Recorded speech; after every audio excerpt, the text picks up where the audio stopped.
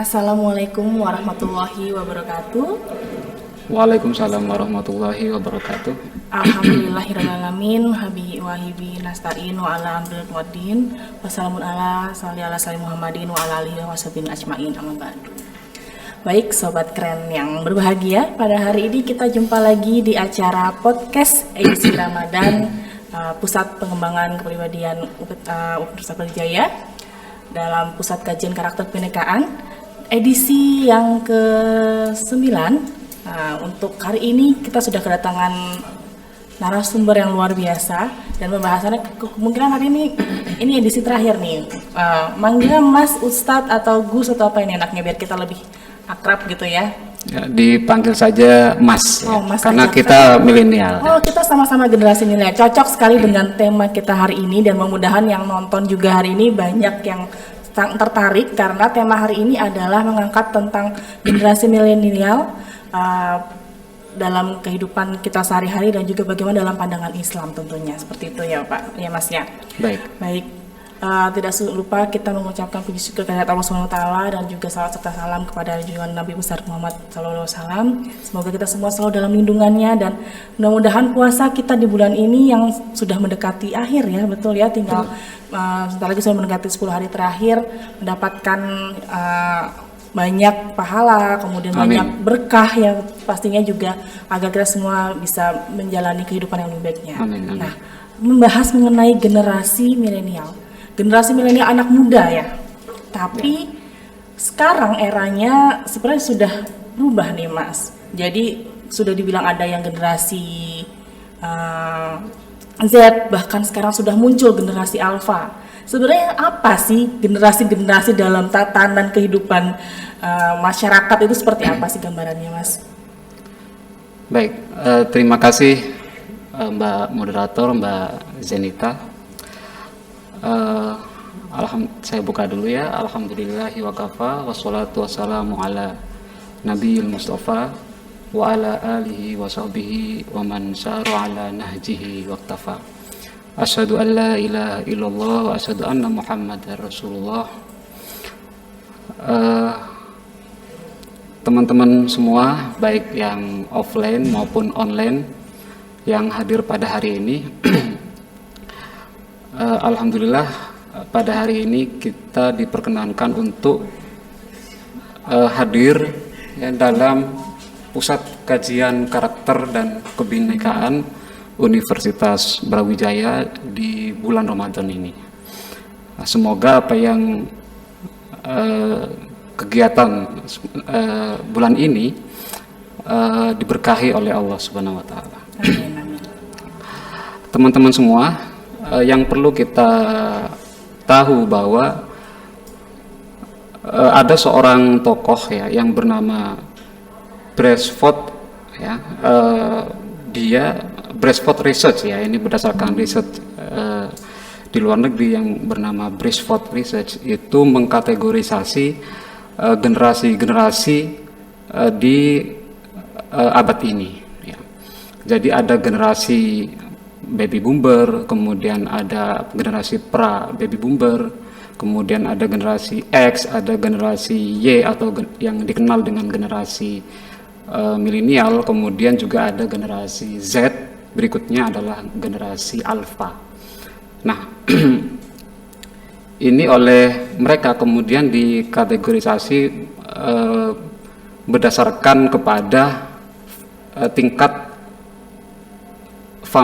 familiarnya mereka terhadap teknologi maupun ilmu pengetahuan.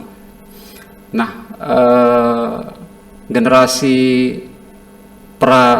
baby boomer misalkan itu adalah generasi di mana pada waktu itu masih zaman teknologi belum semaju saat ini. Artinya masih revolusi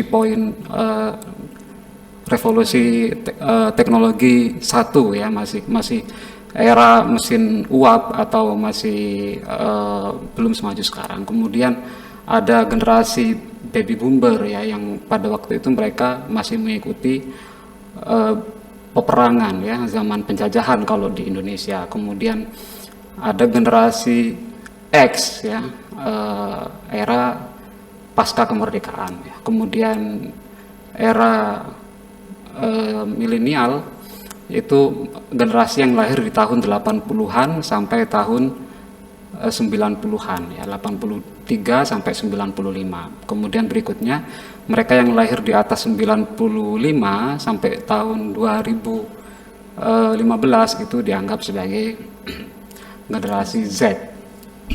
Nah,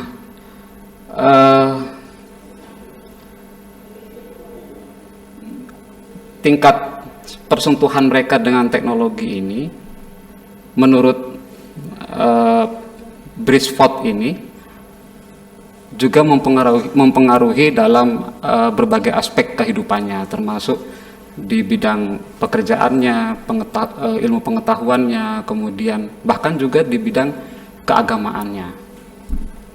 Nah, generasi saat ini saya misalkan sebagai generasi milenial dan Mbak Zenita ini juga sebagai generasi milenial,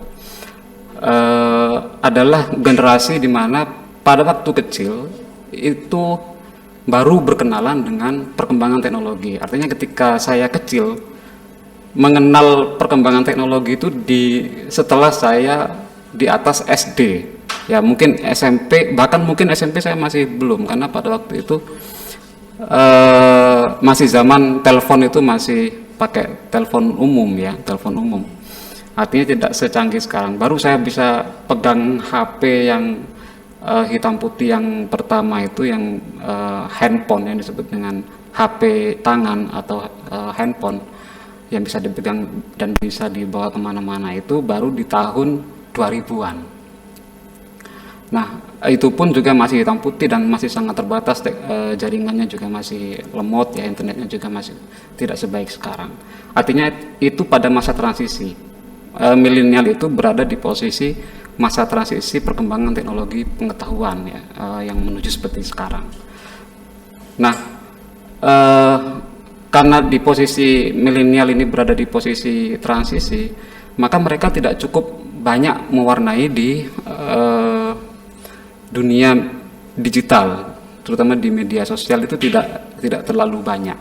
Sementara mereka yang generasi Z itu memang dia lahir di era teknologi sudah bagus, sudah berkembang, internet juga sudah mulai 4G pada waktu itu, kemudian HP, perkembangan Android, laptop ya sudah mulai banyak, sehingga mereka sudah familiar dengan teknologi ini, dan mereka lah yang saat ini banyak aktif di media sosial. Nah, jarangnya generasi milenial yang aktif di media sosial ini menyebabkan kurang mempengaruhinya kelompok milenial kepada generasi Z ya, generasi Z. Meskipun ada gitu ya, ada kelompok milenial yang aktif di media sosial,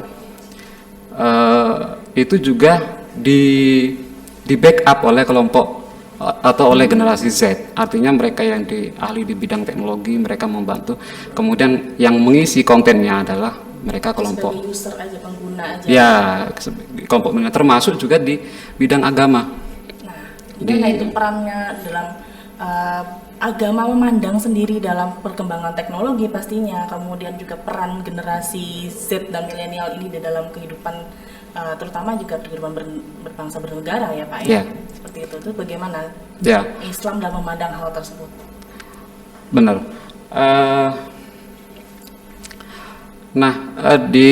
Itulah peran bagaimana generasi milenial itu mampu mentransformasi pengetahuannya kepada kelompok atau kepada generasi Z. ya, terutama pemahaman keagamaan yang moderat, ya, yang pemahaman yang Islam rahmatan lil alamin, ya. Itu bisa tersampaikan dengan baik kepada generasi Z. Kenapa? Karena generasi Z ini di dalam kesehariannya, hampir di dalam segala aktivitasnya itu, dalam sebuah penelitian 95% itu menggunakan HP. Mereka punya tugas PR atau mencari pengetahuan dan lain sebagainya itu melalui HP. Sementara kelompok milenial ini dalam sebuah penelitian tidak sampai dari 80, bahkan kurang. Kalaupun mereka menggunakan teknologi, itu arahnya tidak kepada dakwah gitu. Terutama kelompok-kelompok Islam moderat, ya. Kelompok-kelompok milenial moderat, ya, itu jarang sekali kita lihat di media sosial, ya, di YouTube gitu, ya, itu jarang sekali. Kalaupun ada kelompok atau generasi kelompok Islam moderat, ya, Islam moderat itu diisi oleh generasi X, dan itu pun yang membackup di aspek teknologinya adalah sebenarnya generasi Z, ya, gitu, ya. Tapi mereka merekam misalkan kajiannya Gus Baha, misalkan kajiannya Kiai Said Agil, ya, dan kelompok-kelompok Islam moderat lainnya, ya. Itu masih sangat sedikit di dai-dai atau konten-konten Islam moderat di media sosial itu masih bisa dihitung jari dai-nya, ya, dibanding dengan kelompok Islam yang terafiliasi kepada mereka yang tidak moderat. Nah, gitu. Itu sangat banyak sekali, bahkan dai mereka ini adalah dai milenial, gitu, ya, dai milenial, sehingga mereka lebih banyak mendapatkan respect atau respon oleh generasi milenial sendiri dan generasi Z. Nah, sementara yang Islam moderat karena sedikit, ya, kajian-kajian juga kajian-kajian yang bersifat sorogan, gitu, ya. Ini sangat tidak sebanyak mereka, ya, tidak sebanyak mereka, sehingga kemudian dari sisi penyampaian atau tentang konsep moderatisme di dalam beragama itu kurang meluas, karena terkait dengan tadi milenial atau tidaknya seorang dai tersebut. Gitu. Itu sangat berpengaruh, Mbak. Dari pembawaan, dari bahasa juga kan berpengaruh, ya, terhadap penyebaran konten-konten tadi yang memang gimana caranya kita tetap menyebarkan, berdakwah tadi, yeah, melalui media teknologi, media sosial, media apapun, media massa yang ada sekarang perkembangan teknologinya. Tapi mungkin terbatasnya adalah kenapa generasi Z ini tidak menjangkau, bukan karena teknologi, mungkin juga karena pembawaannya, Pak Mas. Yeah. Mungkin bahasanya juga terlalu, mungkin mereka susah untuk mencernanya, jadi sehingga ya jadi dianggap kurang menarik. Menurut Mas gimana cara menyikapi atau cara yang enak tuh gimana sih? Ya, kita perlu memberikan kesadaran kepada para dai-dai muda, ya, yang moderat, gitu, ya, bahwa mereka perlu menggunakan media sosial sebagai sarana dakwah mereka atau syiar mereka di dalam mewacanakan Islam yang moderat, Islam rahmatan lil alamin melalui media sosial. Kenapa kok masih jarang, ya, para dai milenial ini di media sosial? Karena mereka menganggap bahwa kajian-kajian keagamaan seperti kajian fikih, kajian keislaman ataupun tasawuf dan lain-lain itu dianggap sebagai sebuah kajian yang bersifat sorogan di pesantren, ya, yang offline, gitu, ya, yang offline, dan mereka masih memegang teguh itu karena mereka memang dididik oleh generasi sebelumnya, yaitu generasi Z ya. Jadi cara-cara konvensional ya masih ya. Ya, jadi apa yang terjadi pada dai milenial itu tidak lepas pengaruhnya dari apa yang diajarkan oleh generasi Z, gitu ya. Nah, kalau ini terus dibiarkan, maka media sosial kita akan dikuasai oleh kelompok-kelompok Islam yang non moderat tadi. Nah, makanya harus digalakkan pentingnya dakwah Islam moderat, Islam rahmatan lil alamin, kemudian Islam Nusantara ya, dan lain sebagainya itu diwacanakan di media sosial, dan itu oleh para kaum milenial, bukan lagi oleh generasi Z atau bahkan baby boomer. Kan rata-rata yang bicara ini kan kiai-kiai ya, tokoh-tokoh NU misalkan yang ada di pusat, hanya mereka terus yang berbicara, sementara kita dai milenialnya tidak, jarang ya. Mungkin bisa juga karena mereka merasa kalau di dunia santri atau dunia pesantren itu kan merasa ada ewuh pekewuh ya dengan kiai gitu ya, kalau kemudian dia yang berbicara atau menyampaikan Islam melalui media sosial yang itu dibaca dan dilihat oleh banyak audiens gitu ya. Meskipun sebenarnya saya lihat beberapa channel Islam moderat itu sudah mulai mengembangkan itu, sudah mulai memunculkan tokoh-tokoh muda baru gitu ya, bahkan dari kalangan Z sendiri gitu ya, untuk bicara mengenai Islam moderat gitu. Hanya memang dibatasi tidak banyak gitu ya, hanya beberapa menit saja, hanya 15 menit, ada yang hanya cuma 7 menit, 10 menit, 15 menit. Ya memang lebih kepada pengenalan ya, lebih kepada pengenalan dirinya dan penyampaian itu kepada kaum generasi Z itu sendiri. Jadi nanti apa yang menjadi karakter dari generasi Z itu sebenarnya apa yang sudah dibangun oleh generasi milenial. Dari yang kita ini. Jadi seharusnya kita inilah yang punya tugas untuk membentuk karakter keberagamaan kaum Z itu tadi. Kan generasi Z ini sendiri kan bisa dibilang kan, kalau misalnya sekarang dibilang sebagai agent of change, perubahan, entah itu di bangsa kita sendiri bahkan di seluruh dunia. Nah, kalau yang nanti membentuknya adalah justru dari generasi milenial, konsep seperti apa yang bisa kita tanamkan untuk generasi Z itu? Apa yang harus kita kemudian konsep beragama pastinya tentunya biar generasi Z yang nantinya akan nanti jadi pemimpin masa depan, mereka tidak menghilangkan dalam kaidah agama seperti itu. Yang pertama adalah kita menanamkan konsep paham Islam moderat ya. Islam moderat itu yang dijiwai oleh konsep tawasud ya, kemudian tasamuh ya, dan kemudian tawazun dan ta'adul ya.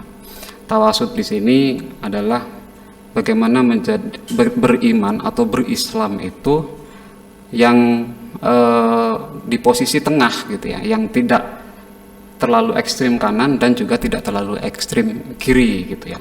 Kemudian dia juga harus adil gitu ya. Jadi gandengan dari tawasud itu adalah adil, ta'adul ya. Dia harus mampu bersikap adil baik itu kepada dirinya ya dalam beriman, berislam, maupun juga kepada masyarakat sekitar, ataupun merespon wajah-wajah agama ya yang ditampilkan oleh masyarakat kita, ekspresi keberagaman di lingkungan atau di masyarakat kita. Nah, itu adalah tawasud dan ta'adul. Kemudian ada tasamuh ya, toleransi ya. Jadi kita menjadi pribadi muslim yang toleran. Toleran di sini kemudian tidak berarti membiarkan keburukan yang terjadi gitu ya. Tetapi ada batas-batas gitu ya, ada batas-batas toleransi ya. Toleran itu kan ada batasnya, sehingga kemudian di titik mana kita harus merubah, mempengaruhi gitu ya, apabila terjadi penyimpangan gitu ya yang terjadi di masyarakat kita. Mungkin itu ya. Jadi bagaimana kita bersikap moderat ya kita menanamkan nilai-nilai moderat tadi pada generasi Z itu ya. Kemudian yang kedua juga selain menanamkan Islam moderat, itu mereka juga kita perlu berikan pemahaman tentang konsep Islam rahmatan lil alamin, bahwa kehadiran Islam itu membawa rahmat bagi semua ya, bagi semuanya. Tidak hanya kepada kita yang muslim, tetapi juga kepada mereka yang non muslim ya. Bahwa kehadiran Islam itu juga memberikan dampak kebaikan untuk semua gitu. Jadi mengajarkan nilai-nilai toleransi di situ ya, Iya. Mas ya. Ya. Baik, sobat keren. Jadi memang dalam hal ini kita memandang bahwa perkembangan teknologi, perkembangan zaman, globalisasi itu berjalan beriringan dengan apa yang kita akan terapkan, kita sebarkan di dalam ajaran Islam, betul ya? Ya. Dimana karakter yang nanti terbentuk oleh generasi masa depan, generasi Z dan bahkan generasi Alpha yang sekarang sudah mulai mereka mengerti teknologi pastinya. Ya. Bagi anak-anak kecil zaman sekarang kan sudah mengerti ini sosial media. Jadi informasi apalagi tentang ajaran-ajaran agama yang baik, yang benar itu harus benar-benar kita difilter gitu. Betul, ya. betul. Nah, gimana caranya untuk biar anak-anak generasi Z bahkan masa depan yang berikutnya generasi Alpha itu mereka tetap bisa berada di dalam jalur seperti itu. Bagaimana penyebarannya, bagaimana apa yang harus kita lakukan seperti itu, Mas? Ya, itu semua dimulai dari keluarga. Contoh misalkan saya punya anak ya sekarang baru umur belum 3 tahun. Ketika saya memberikan pembelajaran untuk misalkan membaca Al-Quran gitu ya, atau mempelajari kreativitas untuk perkembangan otak anak, itu ternyata lebih cepat itu melalui tayangan-tayangan di TV. Ketika saya misalkan saya ajari Iqra, misalkan saya minta baca A, Ba, Ta gitu ya, dia kurang fokus karena memang umur segitu masih tahap kepada pendengaran, bukan kepada membaca gitu ya, masih pada tahap pendengaran. Tapi saya akhirnya kemudian mencoba untuk memutar cara baca Al-Quran Iqra itu di TV gitu ya. Saya putar saja sambil dia bermain, saya putar. Lama-lama dia hafal sendiri. Nah, artinya pengawalan kita generasi milenial kepada anak-anak kita yang hari ini lahir di generasi Alpha misalkan, itu memang harus dimulai dari keluarga. Dari keluarga, kemudian setelah itu kita sebagai orang tua, ketika anak sudah beranjak dewasa, kitalah yang mengawal anak ini nanti mau dimasukkan ke sekolah apa, kemudian di pondok mana, kalau misalkan mau dipondokkan, atau sekolah mau disekolahkan di mana. Itu tugas orang tua untuk kemudian men-screening, oh ini sekolah atau pesantren yang beraliran Islam rahmatan lil alamin atau beraliran Islam moderat gitu ya. Nah, itu tugas kita orang tua mengawal sampai ke jenjang SMA gitu ya, atau menengah atas atau yang sederajat aliyah kalau di dalam pendidikan Islam ya.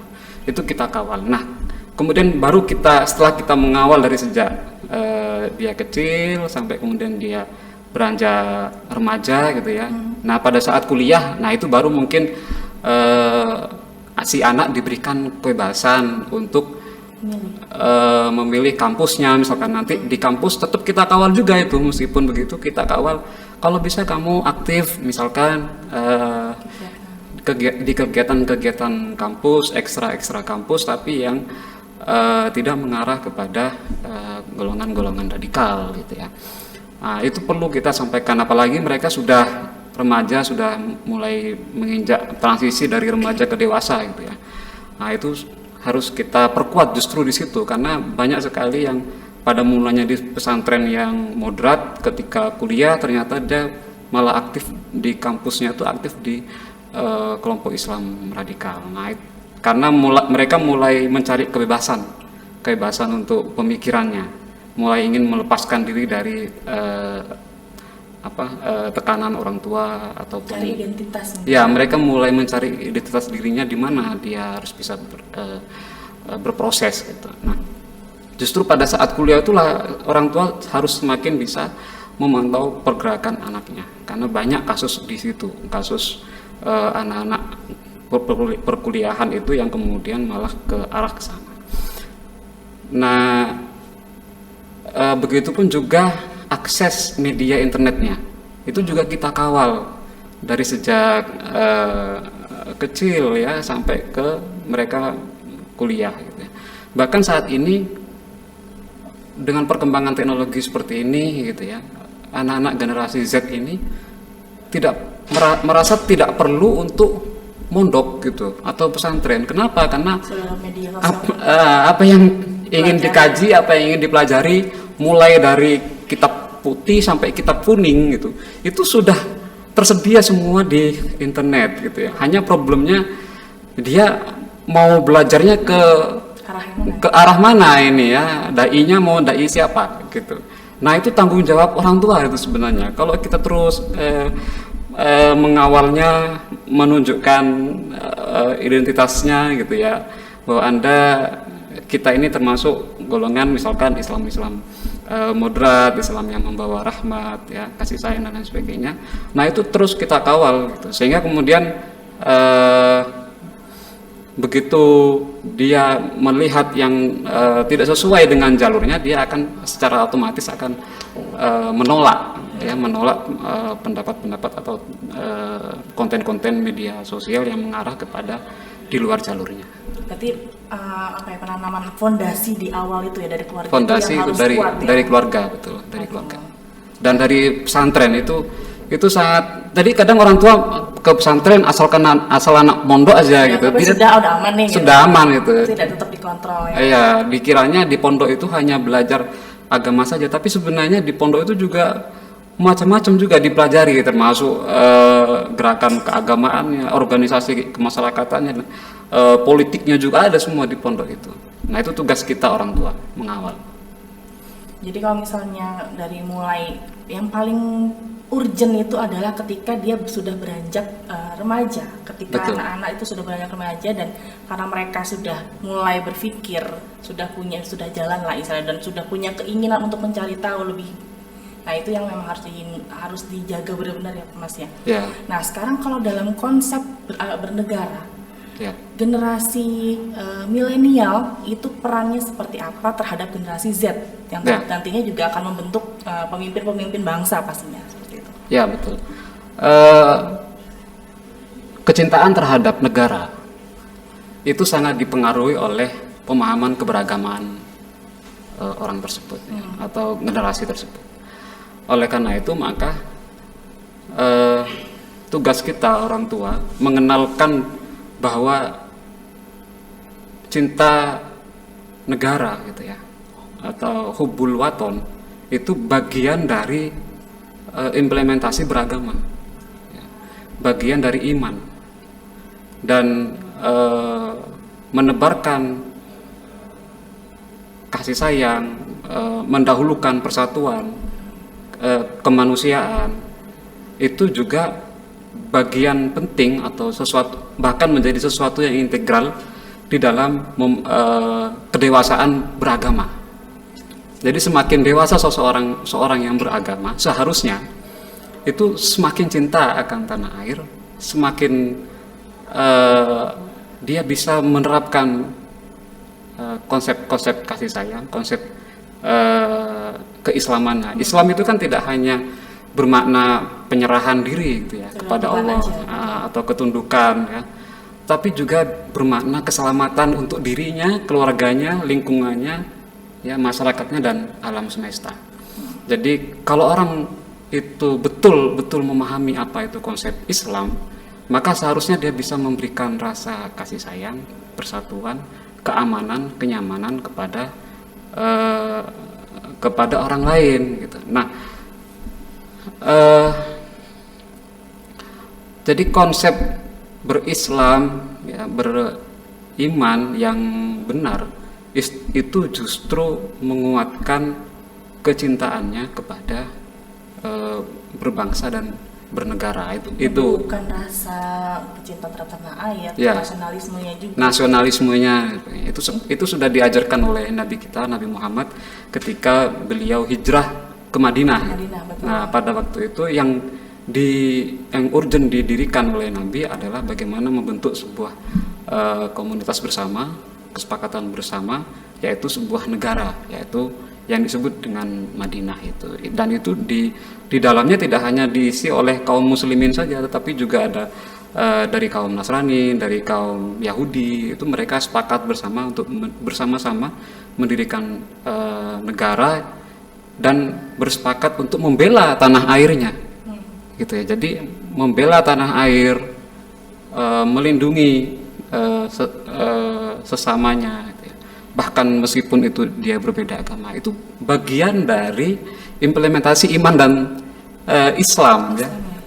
Kalau mungkin dulu di zaman Nabi, generasi pemuda pada era zaman itu kan mereka meningkatkan atau menumbuhkan rasa cinta terhadap bangsanya adalah dengan cara yaitu bersatu membentuk sebuah negara untuk menjaga negara tersebut. Kemudian di era yang generasi X yang tadi Mas sudah sampaikan bahwa menghadapi para penjajah. Nah, kalau sekarang generasi milenial yang sudah mungkin sudah sudah bebas dari penjajahan, apalagi generasi Z yang mungkin sudah terlalu bebas ya, sudah ya mereka tidak merasakan lah adanya seperti itu. Bagaimana konsep bela negaranya itu seperti apa?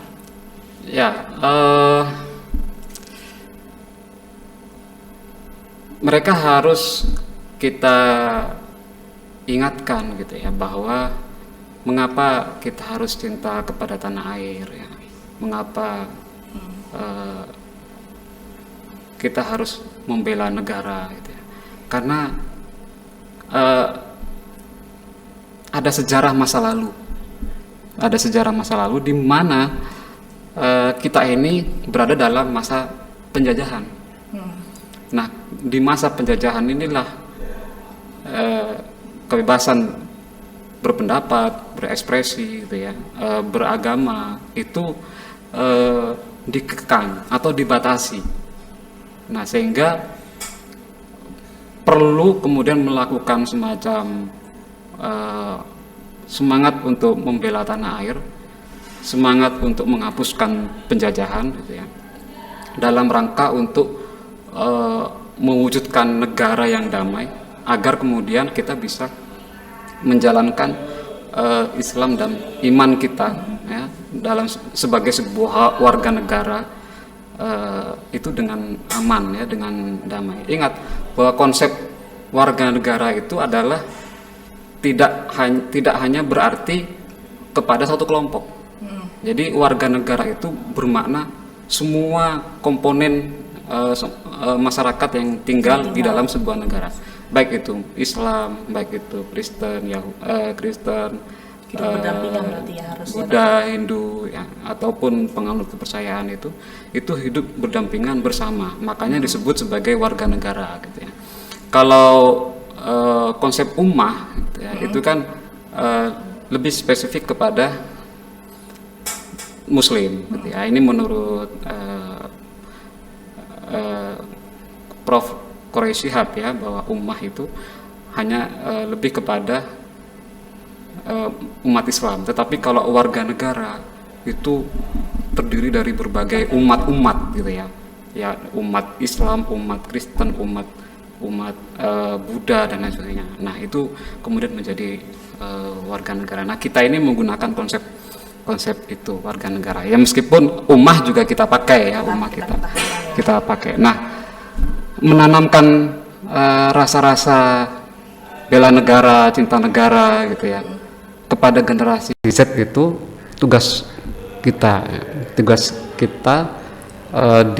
sebagai dai milenial ataupun sebagai pengajar ya milenial itu kepada mereka generasi Z. Apa yang kita ajarkan itu juga sebenarnya tidak lepas dari apa yang kita pelajari, namun kita kembangkan gitu ya. Kita kontekskan. Jadi kita dulu mungkin mendapatkan pembelajaran itu dari generasi Z gitu ya. Tapi kemudian kita perdalam, kita dalami, kemudian kita kontekstualisasikan, yang itu hasilnya itu kita sampaikan kepada penerus kita generasi Z itu tadi.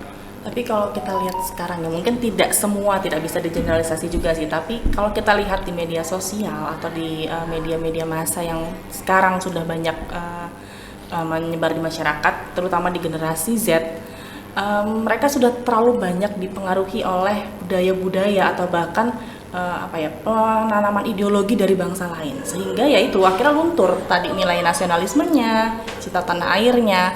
Nah, sebenarnya pemandangan seperti apa sih yang seharusnya atau dalam ajaran Islam untuk mempertahankan, karena kan dulu zaman Rasulullah ya kayaknya para sahabat Nabi, khalifah tuh kayak mereka tuh cinta banget gitu ya kan, kayak benar-benar sudah mendarah daging. Sedangkan kalau anak-anak zaman sekarang tuh bisa dibilang identitas nasionalnya udah hilang seperti itu.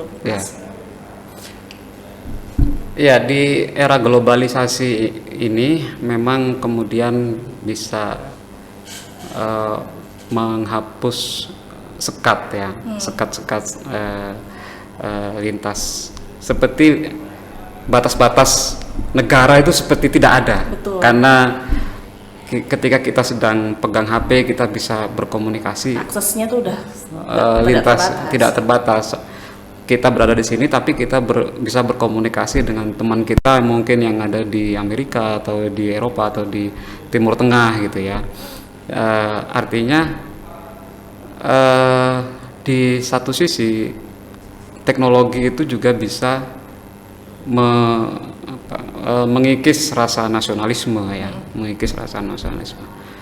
Nah, tapi di sisi yang lain itu juga menguatkan identitas. Justru sebenarnya ada keuntungannya ya. Ya, jadi dengan kita memiliki rasa penghormatan ya kepada atau toleransi ya, penghargaan kepada orang lain, itu justru akan memperkuat identitas masing-masing, tidak kemudian melunturkan identitas gitu ya. Sama seperti keindonesiaan kita ya, meskipun ada banyak sekali suku, ada banyak sekali bangsa, bahasa ya, budaya di dalam satu identitas keindonesiaan. Betul. Itu tidak kemudian menghapus kelokalan ya, kelokalan yang misalkan saya orang Madura, di keindonesiaan ini saya tetap sebagai orang Madura, identitas saya sebagai orang Madura gitu ya. Tetapi saya berusaha untuk bisa berkontribusi gitu ya, memberikan manfaat kepada negara. Dan kalaupun saya nantinya harus ke luar negeri gitu ya, atau berkomunikasi dengan orang lain, itu identitas kelokalan saya tidak akan hilang. Nah, itu sebenarnya dari kuatnya konsep Bhinneka Tunggal Ika. Jadi integrasi nasional itu dibangun dari konsep Bhinneka Tunggal Ika. Artinya integrasi di sini tidak kemudian menghilangkan komponen atau identitas kelokalan masing-masing warga negara, tapi justru memberikan penghormatan, kebebasan berekspresi kepada kita yang berbeda ras, berbeda agama, budaya di dalam satu rumah bangsa keindonesiaan ini. Ya, itu sebenarnya karena kuatnya konsep tadi, konsep Bhinneka Tunggal Ika.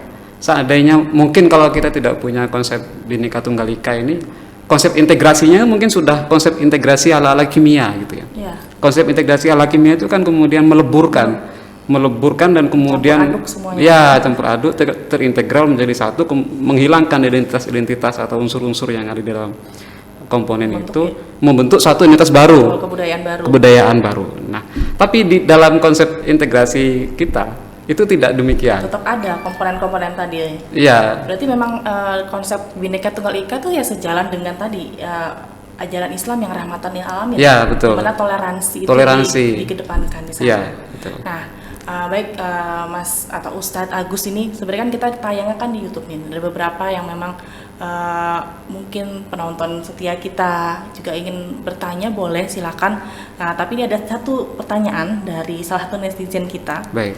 Dimana sekarang nih anak muda kan sukanya adalah sesuatu yang instan, apalagi sekarang teknologi nih semua ya apalah yang tidak mudah didapatkan secara cepat.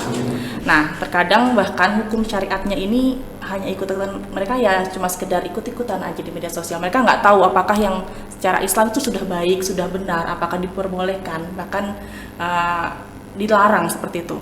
Nah, bagaimana memandang hal tersebut para dai moderat melihat fenomena ini?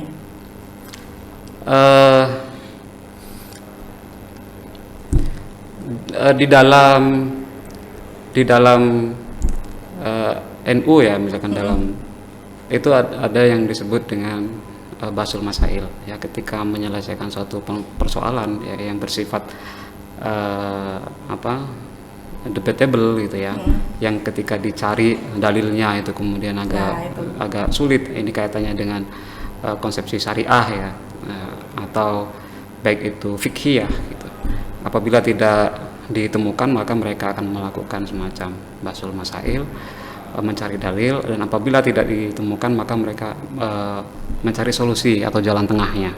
Contoh misalkan rokok ya, rokok itu di dalam NU sendiri ada 3 pendapat. Gitu. Ada yang mubah gitu ya, ya jadi basul masail yang memfatwakan atau menyimpulkan bahwa rokok itu mubah berdasarkan dalil-dalil yang ada. Kemudian ada yang kemudian memakruhkan, ya. Kemudian ada yang kemudian mengharamkan. Jadi itulah enaknya di dalam dalam dunia Islam moderat, kita memberikan pilihan Pada masing-masing orang, berarti. Iya betul.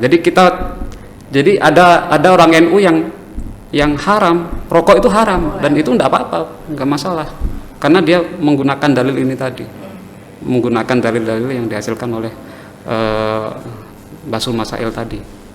Kemudian ada yang memakruhkan, ya silahkan. Jadi ada pilihannya, mereka mau mubah, mau makruh, haram, atau bahkan mungkin ada yang wajib gitu ya. Karena sekarang ini rokok, Tuhan ya. Ya, rokok itu kan sekarang sudah ada yang herbal. Oh ya. Sehingga bahasanya bukan lagi Bahkan untuk pengobatan. rokok, tapi jamu. Kalau dalam bahasa sekarang itu rokok itu jamu. Ibaratnya kalau kita tubuh harus melakukan recovery gitu ya, karena kita sakit recovery, maka ada metode penyembuhan yang menggunakan teknik asap. Yang itu dihasilkan dari rokok ya, obat-obatannya itu dimasukkan melalui rokok itu. Teknik ini kemudian teknik ini disebut dengan jamu, bukan lagi sebagai rokok biasa, tapi rokok jamu.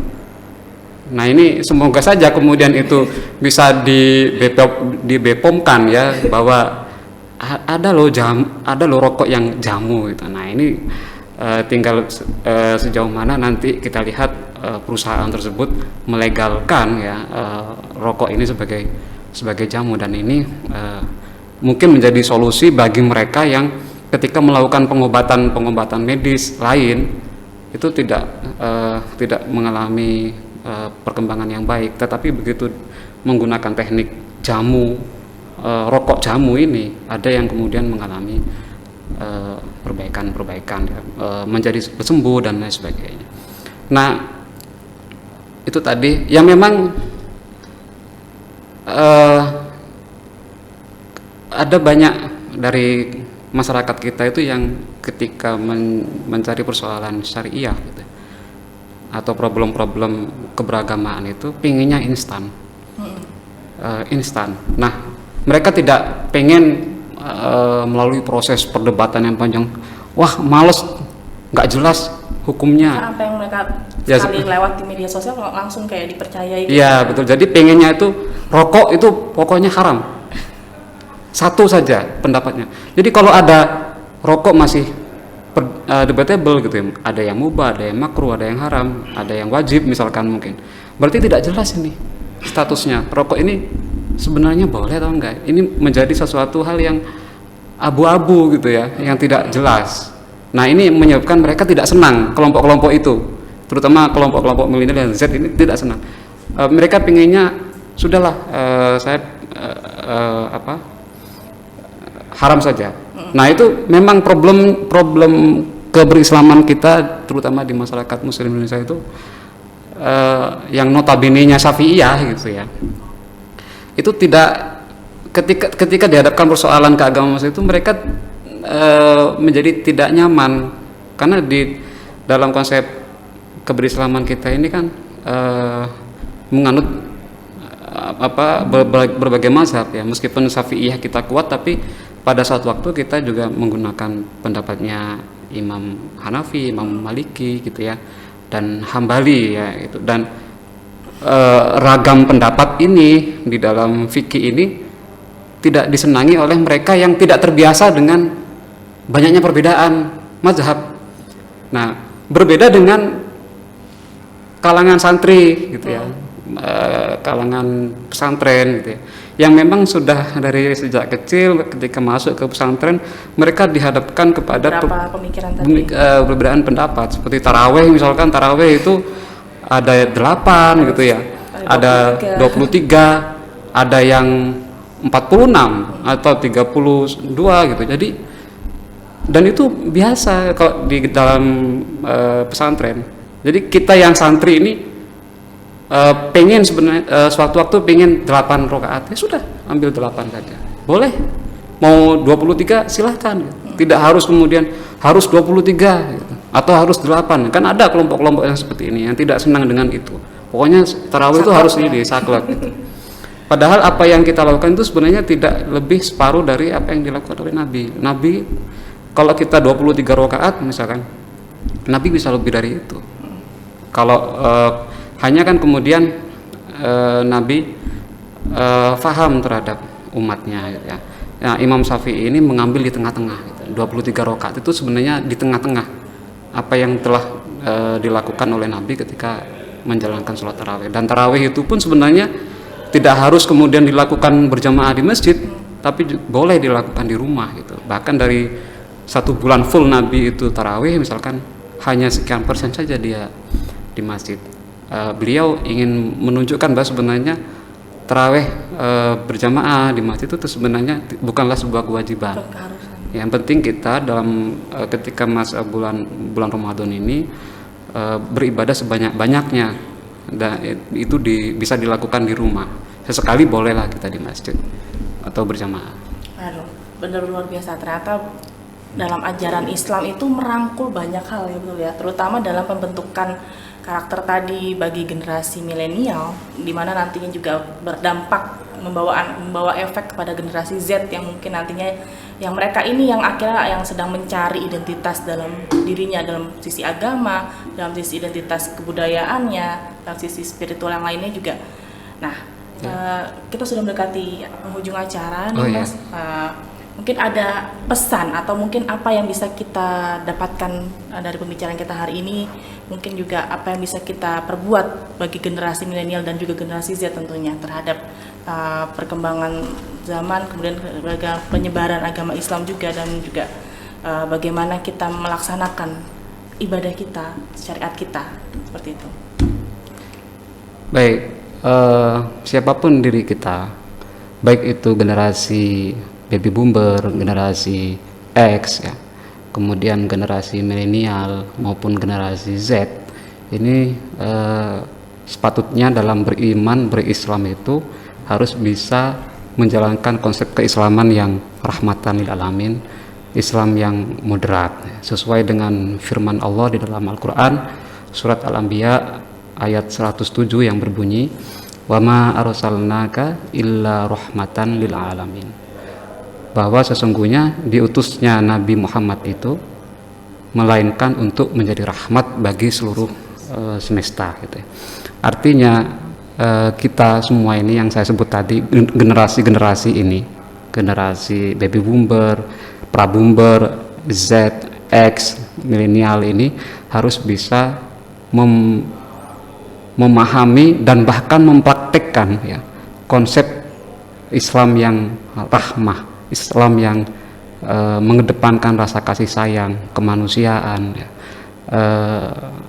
kenyamanan untuk semua.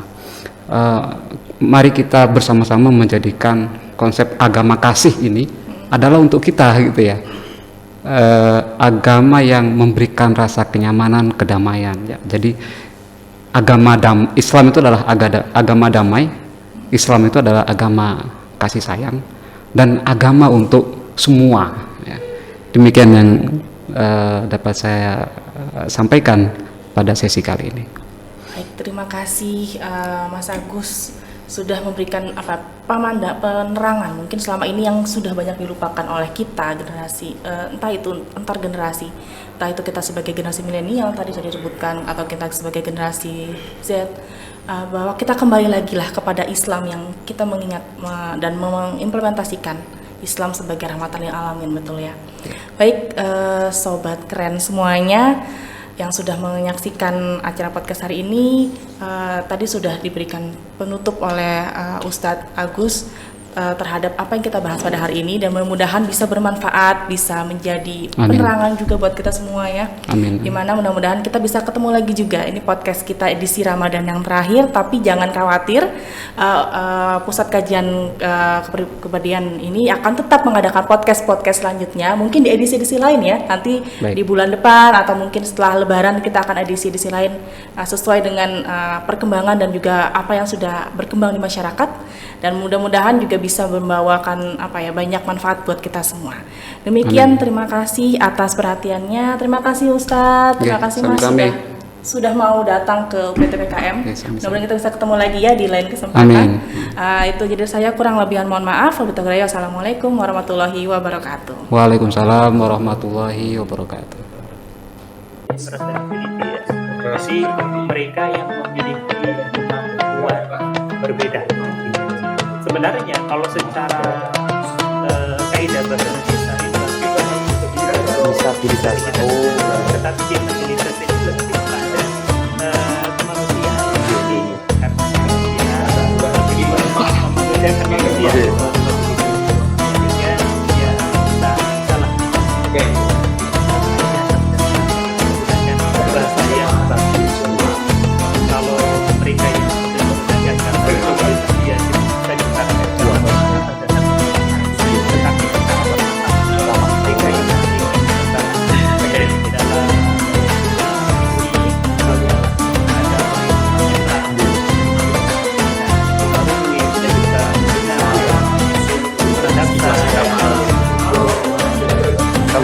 dia memang nomenklatur hanya sebatas nomenklatur atau penyebutan. Kalau